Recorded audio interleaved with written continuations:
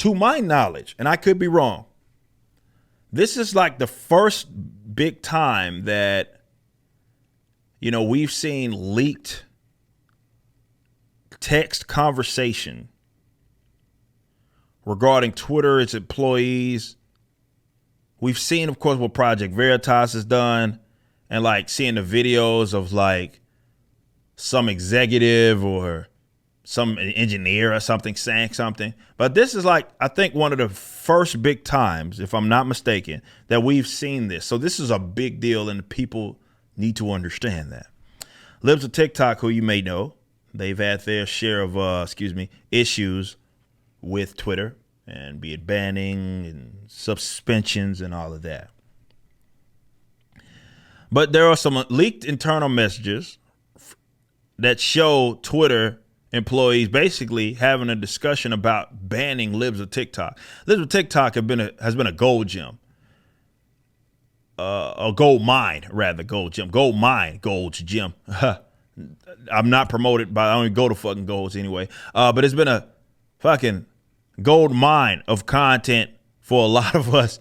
But more specifically, it's been a way that you know that the left, even some of them, know how ridiculous they are. And they just don't like the fact that there are people that highlight the fact that they're fucking crazy. Even if they don't add much text to it, it's like, you posted this yourself, and all Libs of TikTok has been, well, this is what this crazy person has done. And they don't like that you even see that. But let's read this. This came out yesterday of when I was, doing the segment for you guys. Conservative Twitter accounts dropping like flies. Ali Stuckey was locked out for hateful content. Her crime, she criticized Fox News for celebrating child gender transition. Ali, of course, is with us over at Blaze. There was nothing hateful about her tweet. She wasn't harassing anyone. She certainly didn't call for violence. She merely dissented. That's true. And I've seen the tweet. They go on to talk about Project Veritas, of course, exposing Twitter's bias. They then highlight, and this is coming straight from Libs of TikTok, they've experienced their own share firsthand, in which in April went to back-to-back suspensions. Following those suspensions, the left was emboldened. Knowing I wanted to remain anonymous, they went on a mission. And, of course, they have highlighted this. The person behind the account was doxxed by Taylor Lorenz of the Washington Post. Instagram got on the censorship wagon as well. They mistakenly disabled our account and reinstated it after realizing the error. Linktree has suspended them. And again, it's just, Libs of TikTok doesn't do anything. They're not like me, where it's a whole lot of commentary, basically. Libs of TikTok is like, okay, they posted this, and we're just going to share it. And it has minimal, very minimal commentary on top of it. And that in itself, for some reason, is just so damning. They received their third Twitter suspension just last week for posting flyers of Pride events. I had created a mega drag thread which documented the sharp rise in drag events for kids. It's a disturbing trend. The left has become obsessed with ensuring your 4-year-old has access to men dressed as women while dancing provocatively for cash.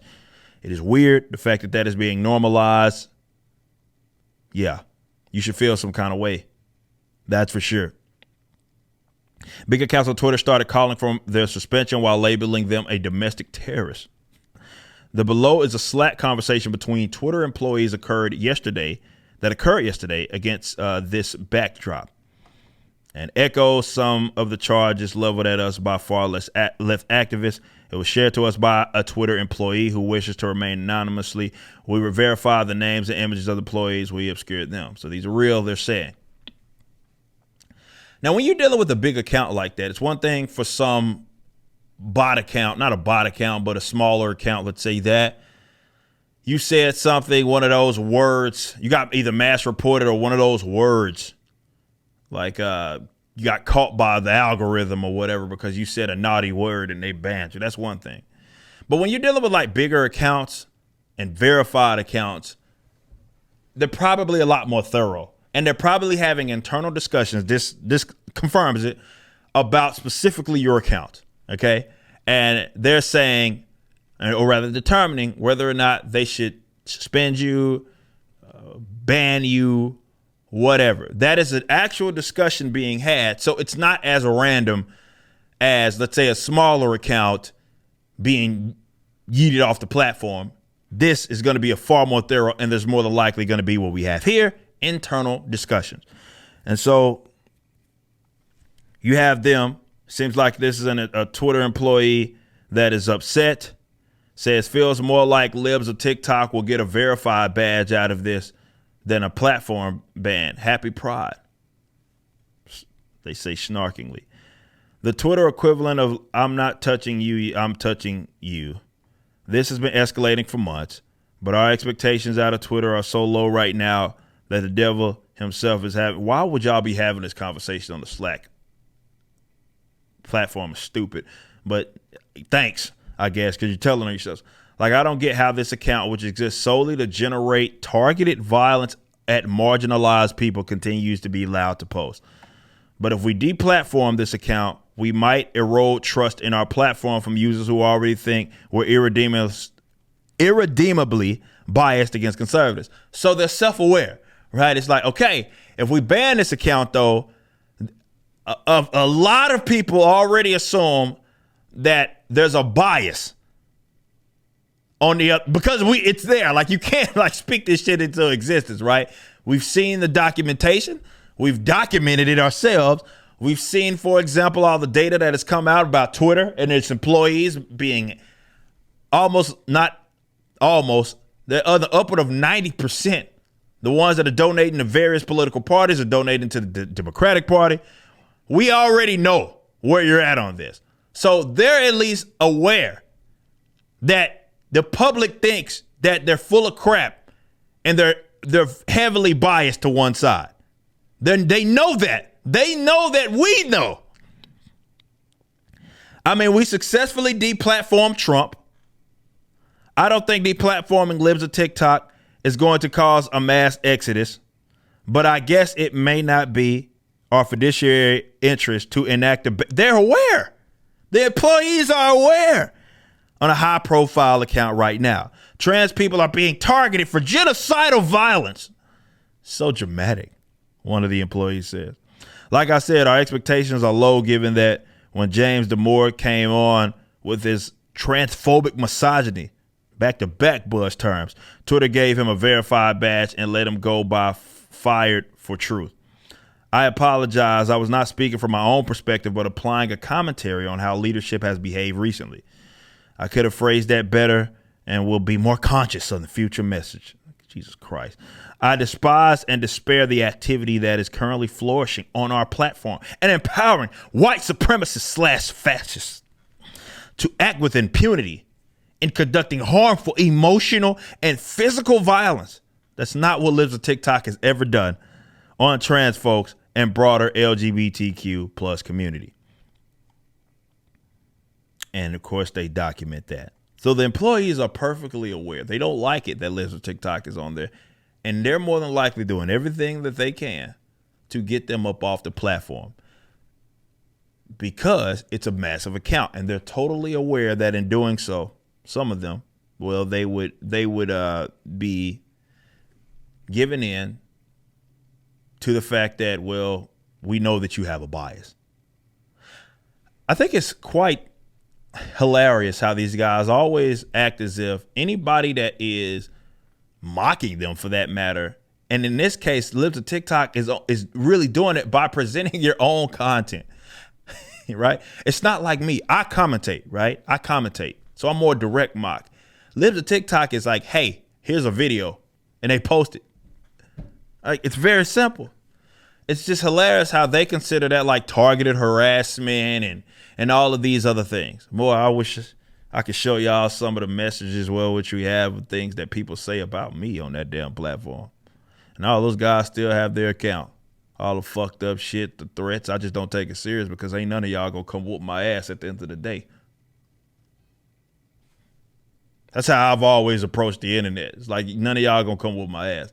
So it's like why get bent out of shape over some motherfucker screaming threats on the internet because of some opinion that they didn't like? Okay, but these people, they look at anything that mocks them as a direct physical threat to them, which is insane. But it's how they have whipped a lot of people into shape. It's how they've been able to control the conversation, because they get to knock everything that's even mildly critical of them as a threat upon their being. It's so disingenuous, but it works. You're not dealing with honest people. And I keep having to remind you of that. But I do like that we know what we already knew, and it's that the employees of Twitter are completely aware of what it is that they do. And if it were up to them, they would have none of us on there.